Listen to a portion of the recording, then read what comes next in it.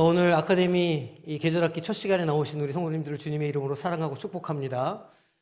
이제 제가 이거를 어제 밤에 다 교재를 만들어서 이제 뽑으라고 이렇게 보내드렸더니 우리 부목사님들이 너무 어렵다고 그래서 요거는 잘 맞히시는 분들한테는 신대원 졸업하는 그 MDB 학위를 드려야 되겠다 저렇게 생각했습니다. 그래서 이거 다 맞히시면 신대원 다 졸업하시는 거로 이렇게 쳐서 그렇게 진행할까.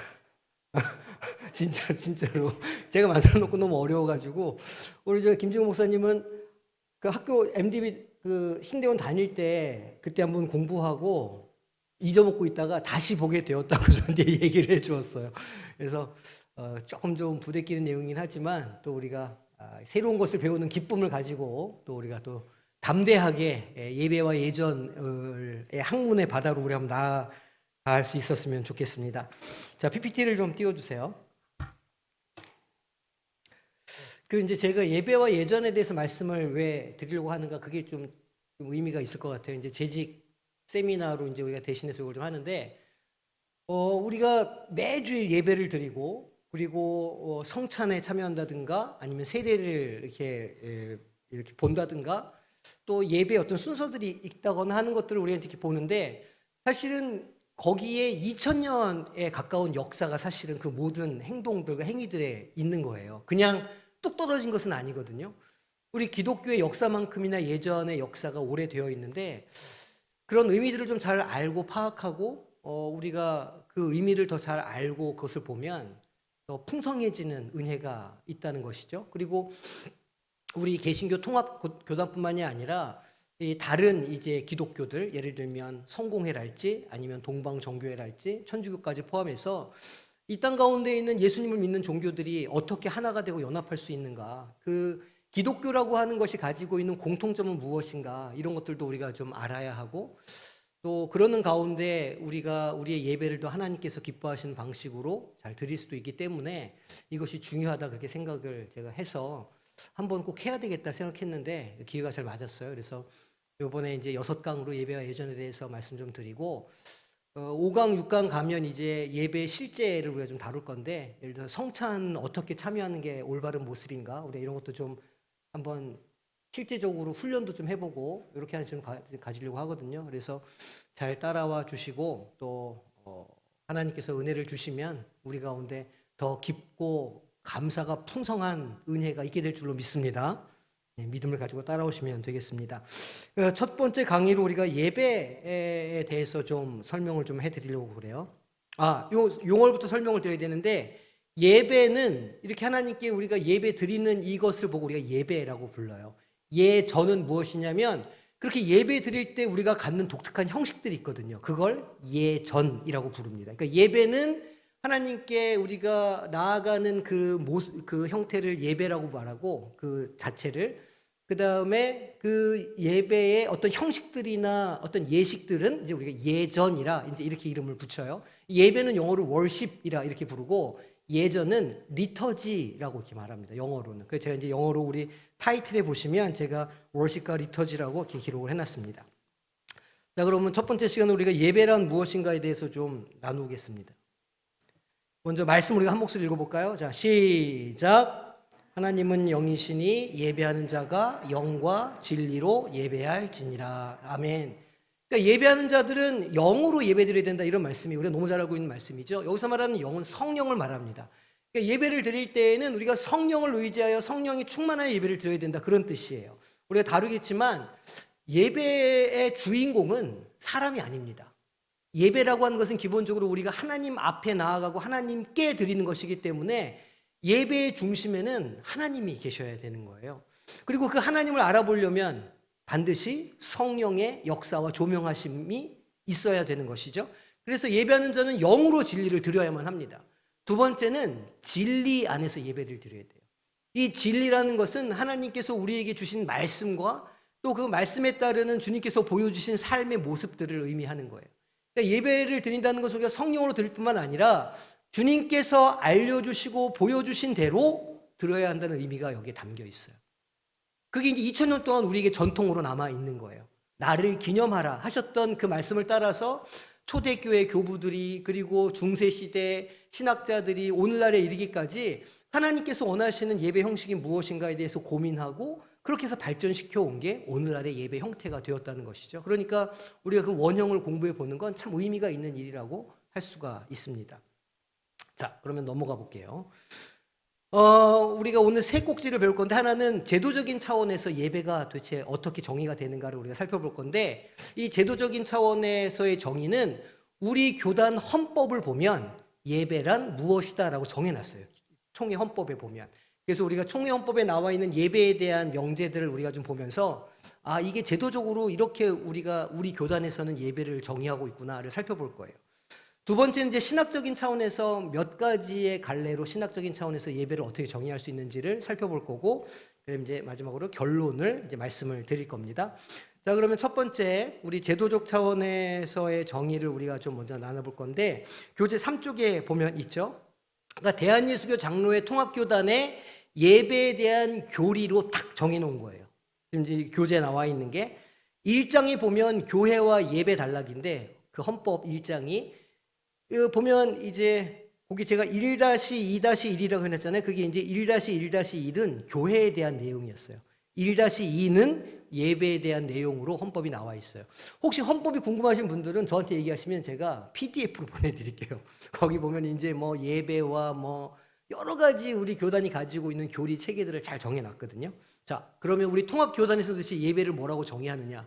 한 번도 궁금해 보신 적이 없죠? 네, 오늘 이제 보시면 됩니다. 네, 자, 첫 번째. 자, 1-2-1항인데, 자, 여기서 뭐라고 얘기하냐면, 기독교의 참된 예배는 도대체 누가 하나님이 창조하신 역사와 예수 그리스도를 통하여 구원의 역사를 이룩하신 사실을 깨닫고 감격하며, 누가 그것을 감격하고 깨닫는다는 이야기일까요? 그렇죠. 하나님의 백성들. 그러니까 예배를 드리는 사람들은 누구냐? 하나님 앞에 나아가는 사람들은 누구냐? 하나님의 백성이라는 거예요. 여기서 하나님의 백성이라는 건 제가 이제 여러 차례 에베소서 강의할 때도 말씀드렸지만, 좀 이렇게 좀 구체적으로 이 하나님의 백성을 좀 이렇게 규정해 보자면 결국은 아브라함의 자손을 말하는 겁니다. 그게 하나님의 백성이에요. 선민이죠.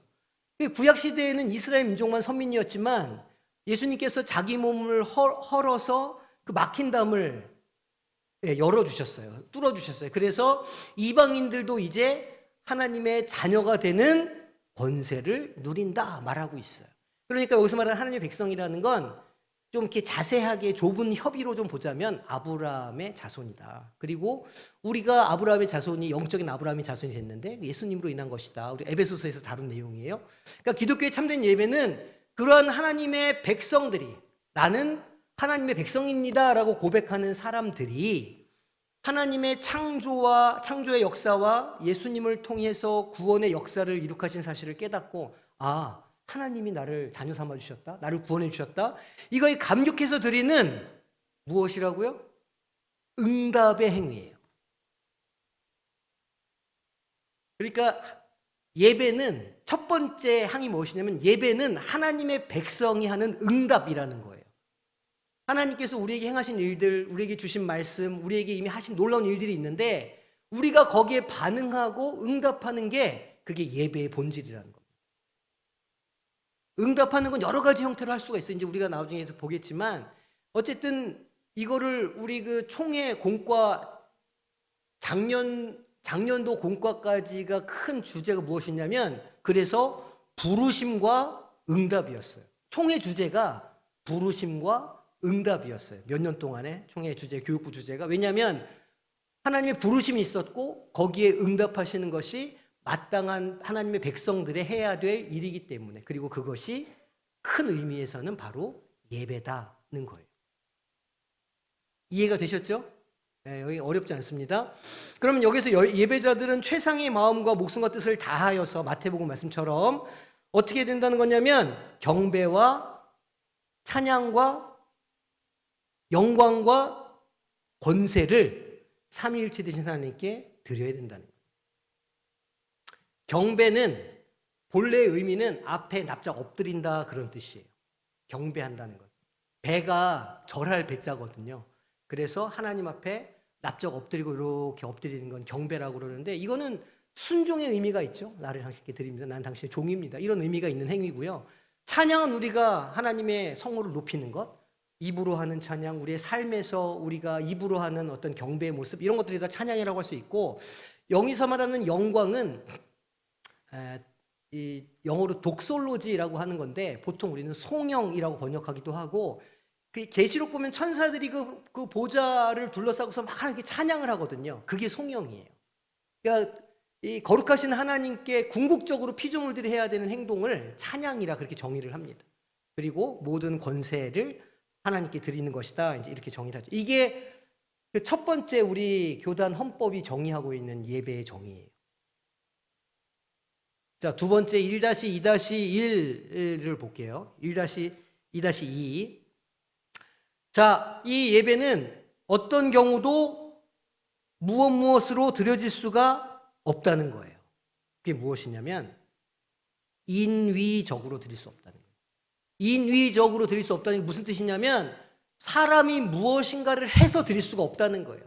예배의 본질은 사람에게 있는 게 아니라 하나님께 있는 것이기 때문에 내가 예배를 드리고 싶다고 해서 드릴 수 있는 게 아니라는 뜻이에요. 이상한데요? 제가 예배에 걸어 나왔고 내가 예배 자리에 앉아 있는데 왜 내 마음대로 예배를 드릴 수 없습니까? 이렇게 질문하실 수 있죠. 사실 우리가 이렇게 예배에 나올 수 있는 건 성령께서 우리를 인도해 주셨기 때문이에요. 그리고 우리가 예배 자리에서 하나님을 깨닫고 알 수 있는 것도 성령께서 우리의 마음속에 깨닫게 해주시기 때문이에요. 조명해 주시기 때문이에요. 그러니까 여기서 인위적으로 드려질 수 없다는 건 사람의 의지나 의도로는 하나님께 예배할 수 없다는 뜻이에요. 예수 그리스도를 통하여 구속의 역사를 펴신 하나님이 예배의 주권자 되신다는 거예요. 예배를 베푸시는 분도 하나님이시요, 예배에 나오게 하시는 이도 하나님이시요, 예배 때 하나님을 만나게 하시는 분도 하나님이시라는 거예요. 거기 사람이 무슨 내가 하나님을 만나고 싶다, 내가 하나님을 예배하고 싶다고 해서 사람의 힘과 마음대로 될 수 있는 게 아니라는 거죠. 그렇기 때문에 우리가 이런 걸 생각해 볼 수 있어요. 많은 사람들이 예배에 참여해요. 제가 이제 어떤 교회에 대해서 그런 걸 보거든요.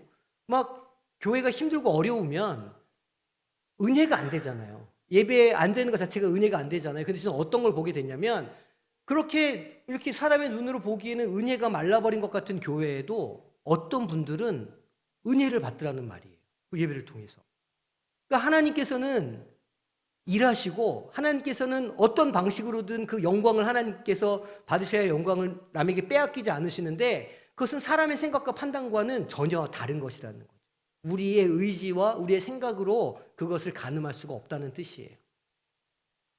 어떤 날은 나오면 기쁨이 될 수도 있고 어떤 날은 안 될 수도 있죠. 왜냐하면 하나님이 주관자 되시니까. 그러니까 예배를 나오는 사람들은 그것을 기대해야 되는 거죠. 하나님, 오늘 내가 예배 가운데 나아갈 때 내 안에 성령으로 임하시고 역사하여 주셔서 하나님의 은혜를 깨닫게 하여 주시고 하나님의 영광을 보게 하여 주시옵소서라고 하는 마음의 준비가 반드시 필요한 거예요.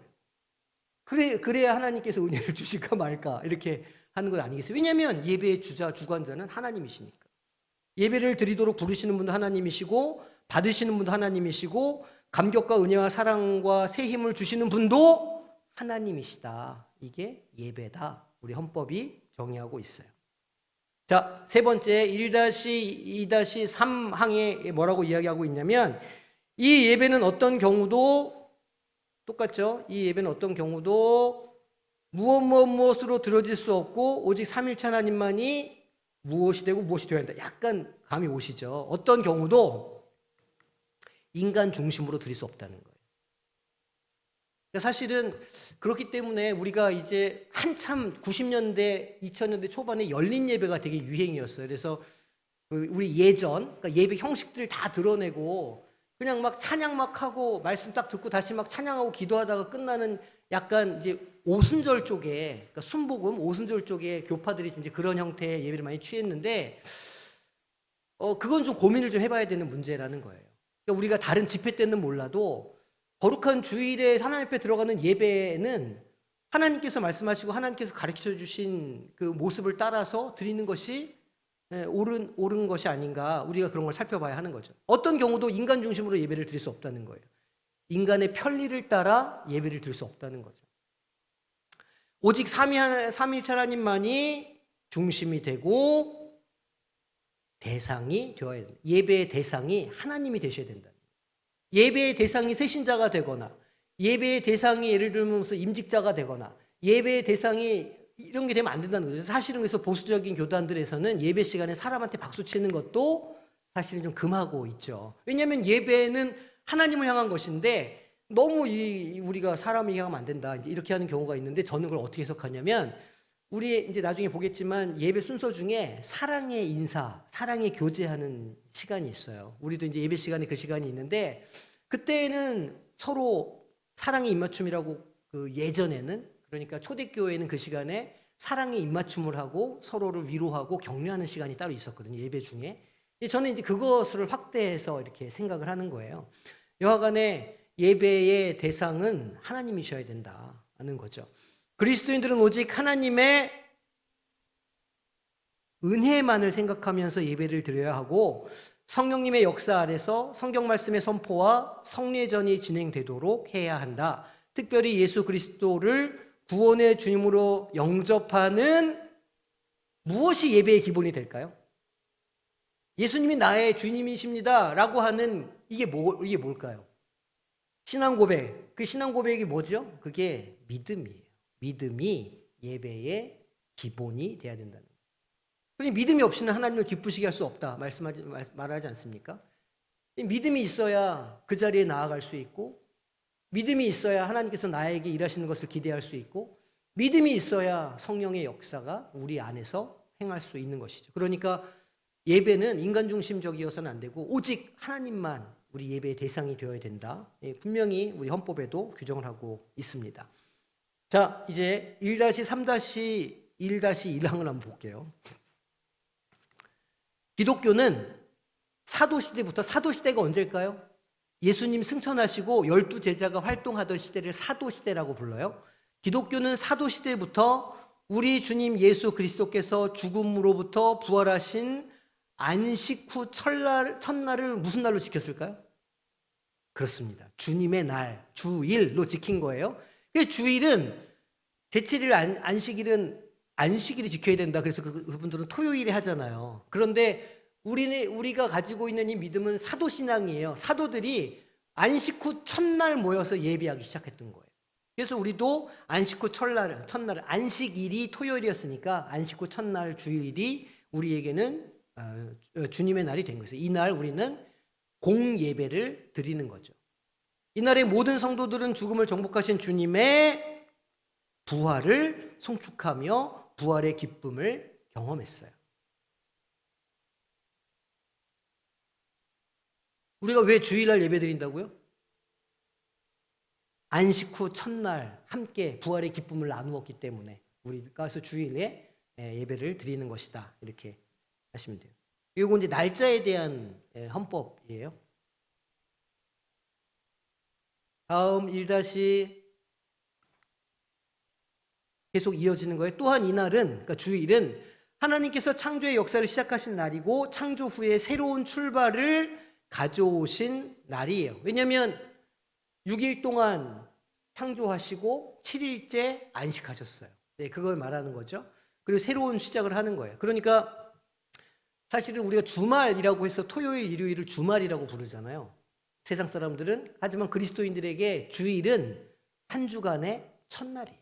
첫날이 되어야 하죠. 그리스도인들이 시간과 장소의 제한을 받지 않고 하나님을 예배할 수 있지만 이상과 같은 깊은 의미를 가진 날에 그리스도인들이 삼위일체 되신 하나님의 창조의 은총과 부활의 승리를 송축하면서 무엇을 드린다고요? 예배를 드림으로 한 주간을 출발하는 것은 기독교 역사적 전통이며 당연한 의무다라고 말하고 있어요. 이제 주일이 한 주간의 시작이다는 것은 하나님의 말씀으로 우리가 충전받고 세상으로 나아간다 이런 의미도 있는 거예요. 이제 보통 이렇게들도 많이 얘기했잖아요. 한 주간 동안 세상에서 고생하다가 주일날 충전받고 이렇게 위로받는다 이렇게도 말하지만 사실은 주일날 충전받고 주일날 새로워진 몸으로 세상으로 나아가는 게 더 바른 해석이라 할 수 있어요. 한 주간의 끝이 아니라 한 주간의 시작이다. 하나님의 말씀으로 시작한다. 하나님의 말씀이 우리 삶에 능력을 주시기를 기대한다. 이제 이렇게 우리가 바라보는 게 더 옳은 태도라고 할 수 있는 거죠. 자, 1-3-1-2. 여기 이제 헌법에 보면 그 번호를 그렇게 붙여놔서 제가 이제 그렇게 붙인 거예요. 자. 그러므로 그리스도인들은 이날을 주의를 어떻게 지켜야 될까요? 거룩하게 구별하는 걸 뭐라고 하죠? 성별하여.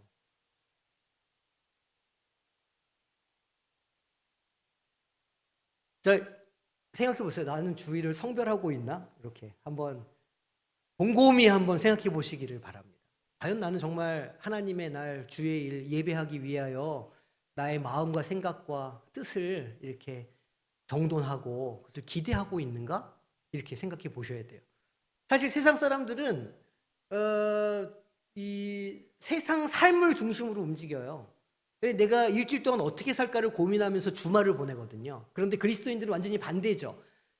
주일을 어떻게 보낼 것인가를 고민하면서 나머지 날들을 살아가는 거예요. 그러니까 나머지 날들이 주일을 향해 있는 거죠. 세상 사람들은 그 주간의 일들이 주말의 쉼을 통해서 거기에 무엇인가 의미가 있는 날로 만들어가는 날이지만 기독교에서의 주일은 그렇지 않아요.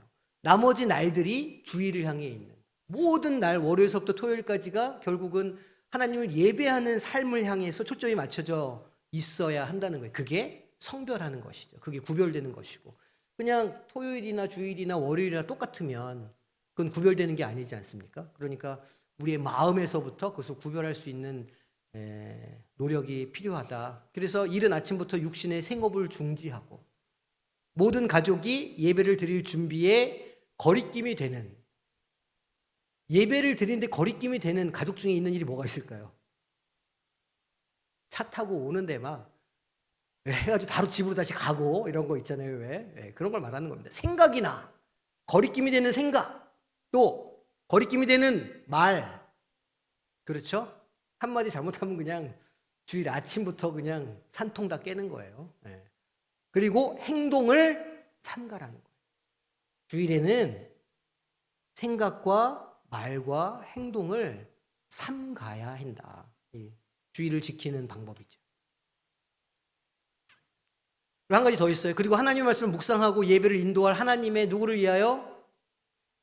종을 위하여, 목사와 교육자들을 위하여 기도, 중보해 주시라는 거예요. 그래서 그 예배 가운데 하나님과 교통하는 특별한 은총을 받도록 해야 된다. 그래서 오늘 이 수업에 들어오신 모든 분들은 주일날 말과 생각과 행동을 삼갈 뿐만 아니라 종들이 하나님의 말씀을 잘 증거할 수 있도록 기도해 주시기를 부탁드립니다. 아멘 하신 분들은 제가 이름을 적을 수는 없고 제가 기대하겠습니다. 그래서 설교 안 되는 날은 하여간 다 보세요. 이제 다 기도 안 한 사람들 때문이라는 거예요. 다음 1-3-1-3 주님의 날에 드리는 예배는 정한 시간에 한 마음으로 모든 성도가 뭐 해야 될까요? 참예하는 거예요. 참여는 그냥 이렇게 들어가는 것이거든요. 근데 참예는 그 여기 예절 예자예요. 그 예전 가운데 그 형식 가운데 들어간다는 뜻이에요. 모든 성도가. 우리가 온 가족 예배를 왜 드릴까요? 그것이 예배의 원형이기 때문에 그래요. 어디 초대교회가 어린아이와 아이를 구분해서 예배를 드렸겠습니까? 그렇지 않죠.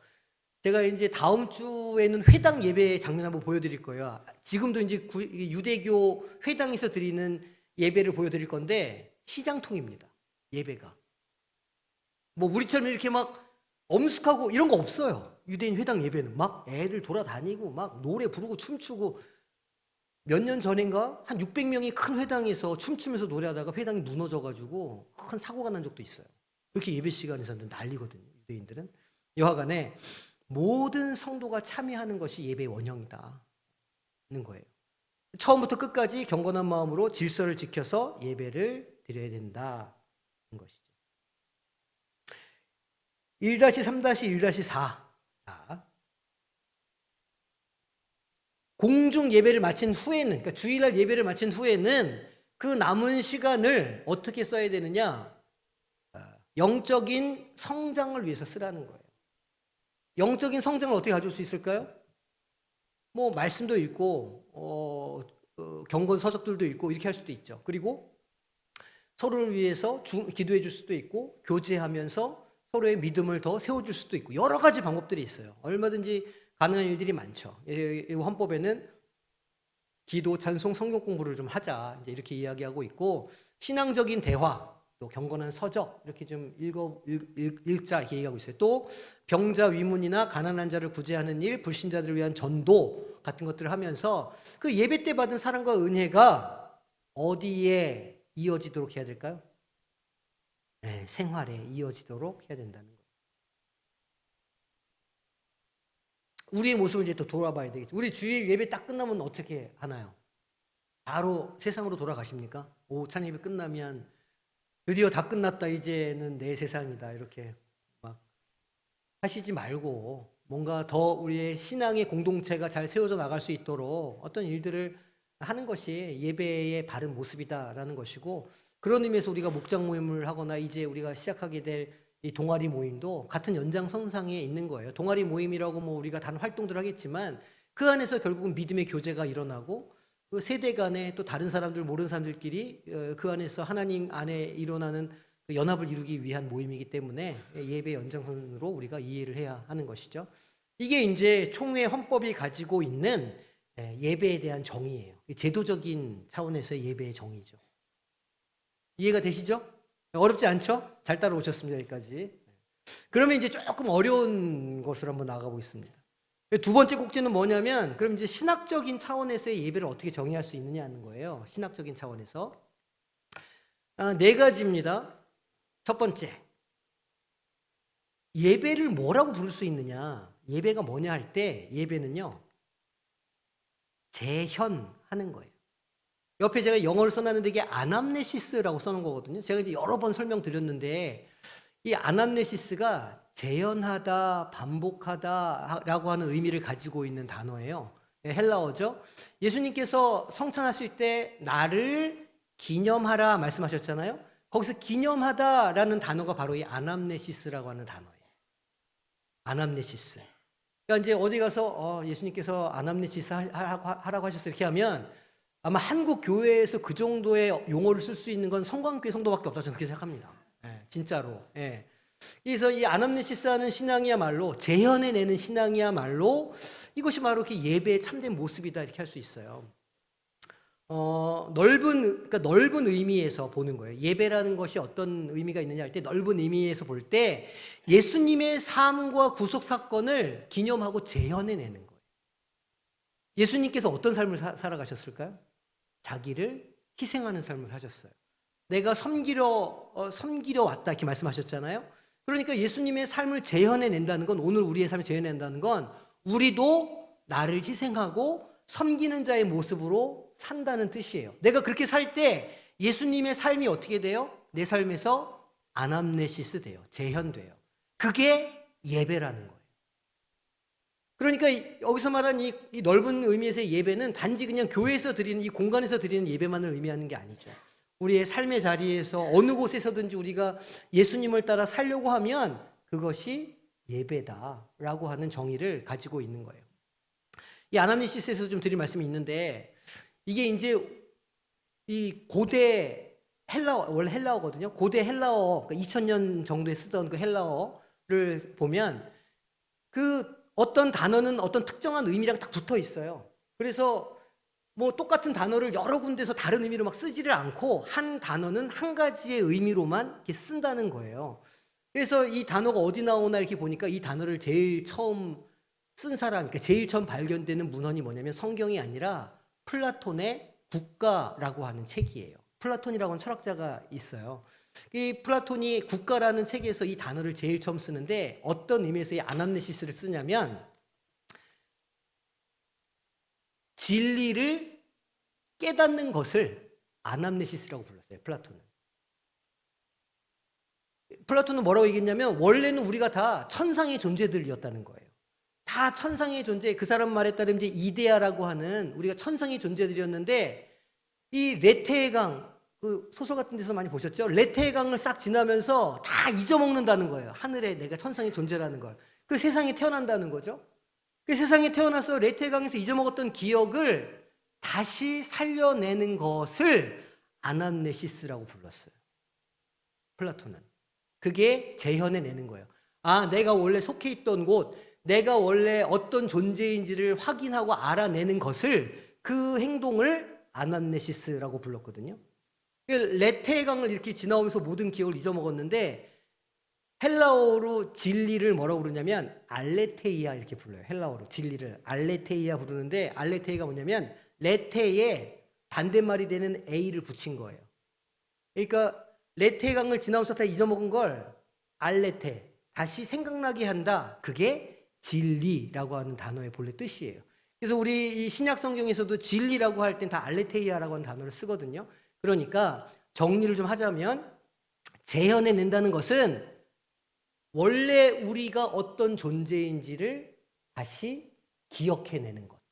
그리고 그 존재가 되어서 살아가는 것을 재현이라고 부르는 거예요. 그러니까 예배가 무엇이냐? 내가 하나님 앞에서 어떤 존재인가를 다시 발견하는 것. 하나님께서 나를 어떤 존재로 창조하셨는지를 다시 확인하는 것. 그래서 그런 존재로 살아가고자 하는 것. 이것이 예배의 넓은 의미다는 거예요. 조금 어려웠죠? 약간 주무시는 분들도 좀 있는 것 같아요. 벌써 시간 얼마 안 지났는데. 두 번째 차원은요. 예배는 희생이에요. 희생. 희생. 어떤 의미에서 희생이냐면 구속사적인 관점에서, 그러니까 하나님께서 인간을 구원하시기 위해서 인간의 역사를 쭉 이렇게 행하시는데 그 관점에서 보면 예배는 희생의 결과물이라는 거예요. 왜 그렇죠? 우리를 예배 자리로 불러주시기 위해서 구약시대에는 반드시 희생 제물이 필요했어요.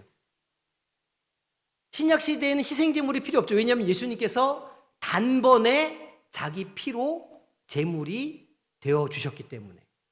그러니까 예배라는 것은 이 하나님의 구속사적인 관점에서 보면 희생이구나.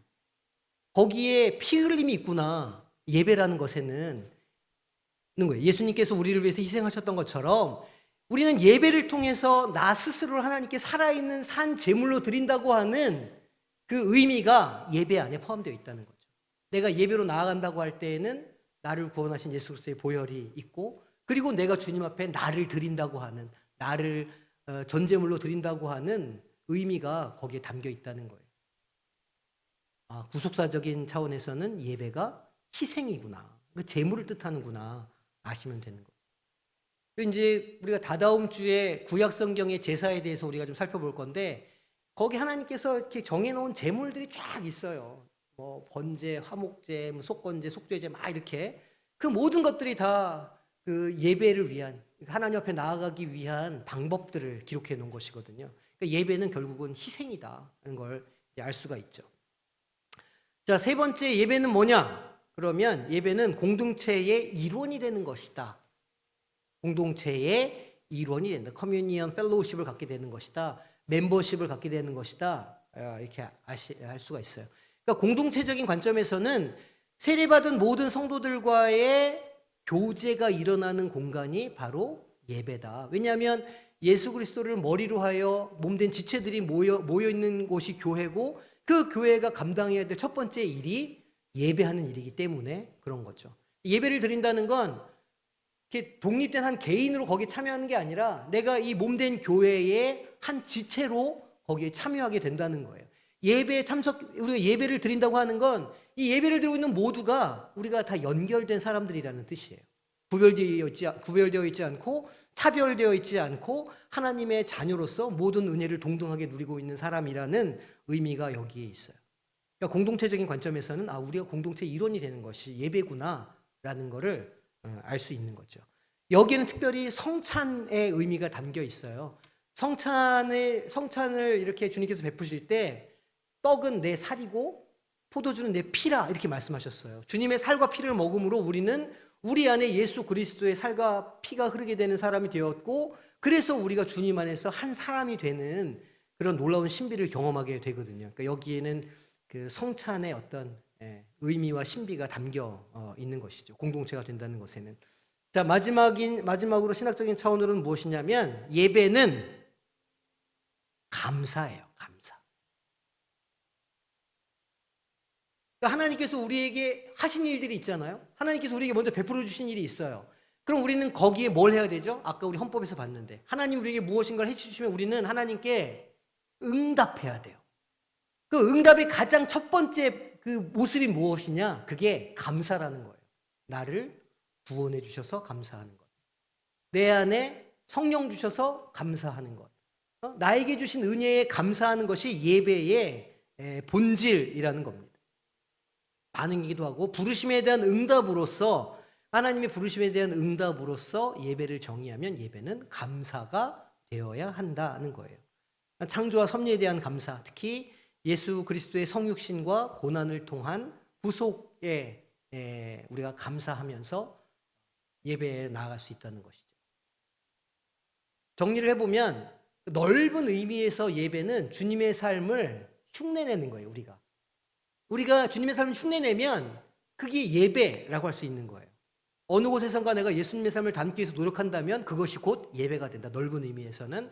두 번째로 이 성경의 구속사의 관점에서 보면 예배는 희생이다. 예배는 희생을 의미하는 것이고 나 역시도 예배에 나아가면 나를 산 제물로 드려야 한다고 하는 의미가 예배에 담겨 있다는 것이고 세 번째로 예배는 공동체를 의미한다. 하나님으로부터 구원받은 자들이 함께 모여서 하나가 되는 것, 이것이 예배이다라는 거고 마지막으로는 부르심에 대한 응답으로서 예배는 감사여야 한다는 거예요.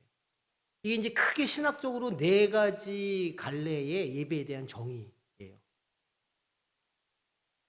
잘 따라오셨죠? 이거 어렵지 않죠? 네, 어렵지 않아요. 너무 겁먹지 않으셔도 됩니다. 어렵지 않습니다. 자, 그래서 이제 결론을 좀 내볼게요. 자, 결론.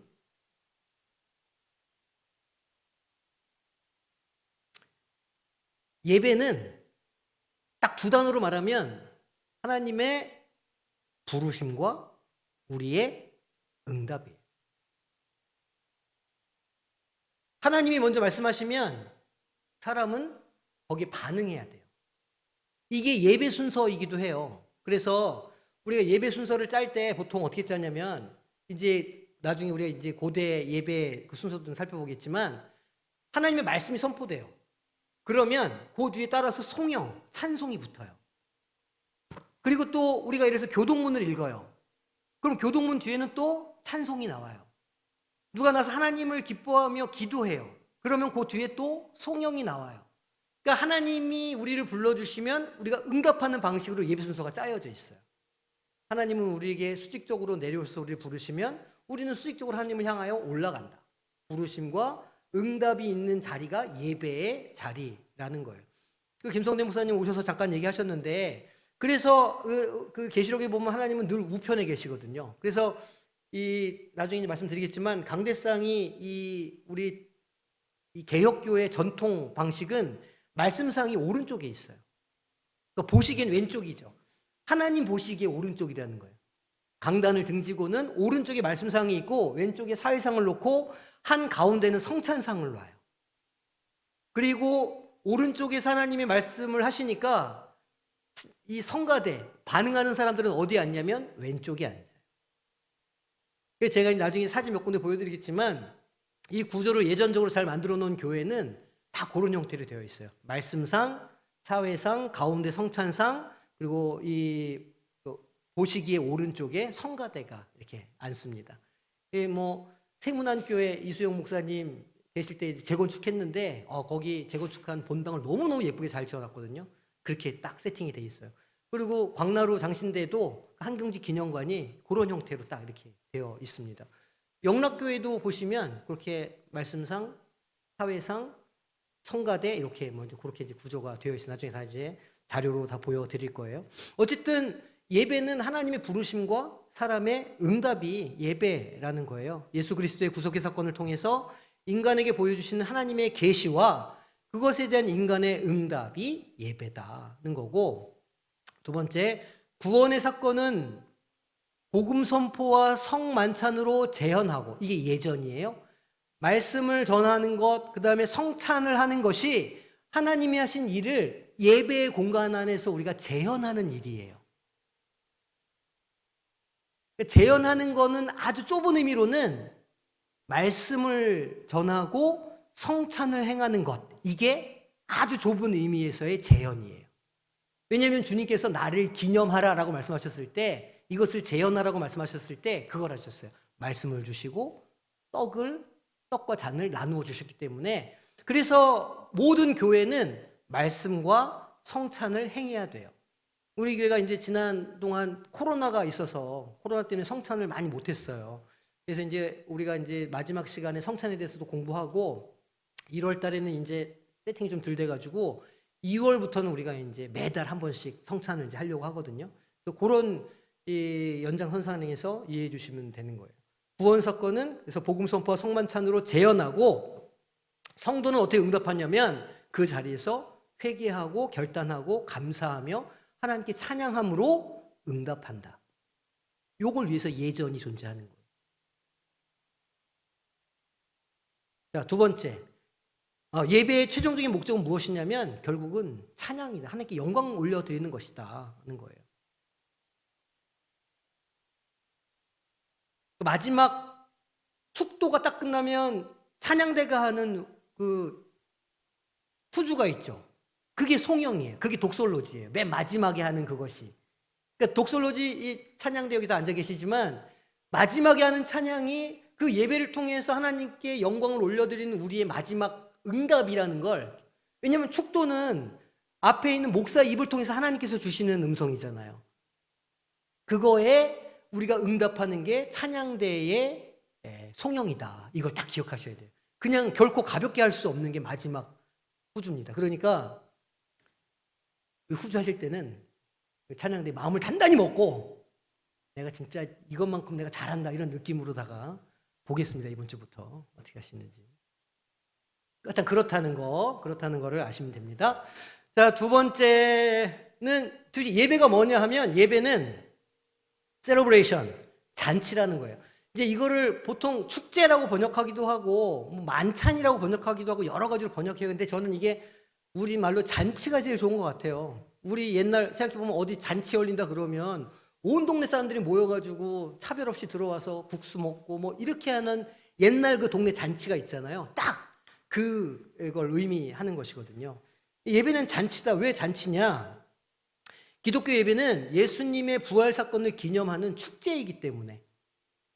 그러니까 오병이어나 칠병이어의 사건을 기억해 보세요. 그게 이제 예수님께서 우리에게 베풀어 주신 성만찬의 원형이라고 말하는데, 거기서 사람들은 아무것도 없고 가난하고 배고팠지만 예수님으로 인하여서 배부름을 경험하는 잔치가 벌어졌단 말이에요. 그게 예배의 원형이라는 거예요. 그러니까 하나님의 말씀으로 우리의 영이 부요하게 되고, 또 교회에서 함께 식탁을 먹고 나눔으로, 또 성찬을 나눔으로 우리의 몸이 또 배부르게 되는 은혜를 경험하는 곳이 바로 예배의 자리이며, 그래서 예배는 곧 잔치 자리이다라는 거예요. 천국 잔치 이런 말 많이 쓰죠, 우리가. 그거를 이제 신학적인 용어로 종말론적인 만찬이라 뭐 이렇게 이제 어렵게 표현하기도 하는데, 결국은 예배는 하나님 마지막 날에 주님께서 재림하실 때 온 우주의 성도가 다 일어나서 그 하나님의 영광을 바라보면서 마지막 그 잔치에 참여할 건데, 주일에 행해지는 예배는 그 잔치를 기대하며 그 잔치를 바라보는, 그리고 그 잔치를 미리 연습하는 행위라는 거죠. 그래서 예배는 잔치라는 거예요. 또 성만찬은 예수님의 구속사건을 기억하고 기념하는 행위라는 거예요.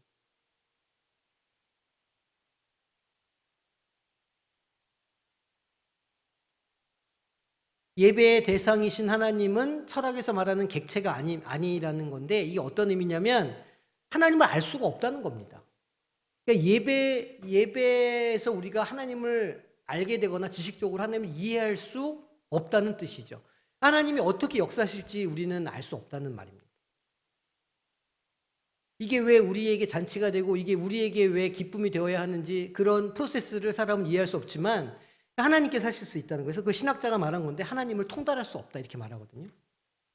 하나님 왜 나에게 이런 일이, 왜 이 예배 자리에 있는 나에게 이런 삶이 있습니까? 라고 물어볼 수는 있지만 답을 얻을 수는 없을 것이다 아는 거예요.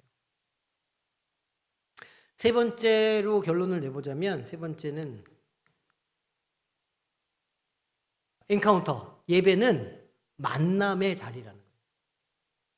여기 이제 영어로 제가 엔카운터라고 써놨는데, 이 카운터는 반대쪽이란 뜻이에요. 그리고 N은 이렇게 향하다는 뜻이거든요. 그러니까 엔카운터는 어떤 만남이냐면, 마치 자동차가 두 대가 이렇게 충돌하는 것처럼 저쪽과 이쪽에서 정면으로 바라보고 딱 만나는 걸 인카운터라고 불러요. 만남은 위에서 하나님 우리에게 내려오시고 우리가 하나님을 향해서 올라가는 거예요. 그래서 이렇게 만나는 것, 정면으로 만나는 것, 엔카운터하는 것, 이렇게 이제 표현을 합니다. 예배는 개인 혹은 공동체가 현존하시는 하나님과의 만남이다는 거고, 하나님은 우리의 예배를 받기를 원하시고 우리가 영적인 성장으로 이르는 길을 걸어가기를 원하신다는 거예요.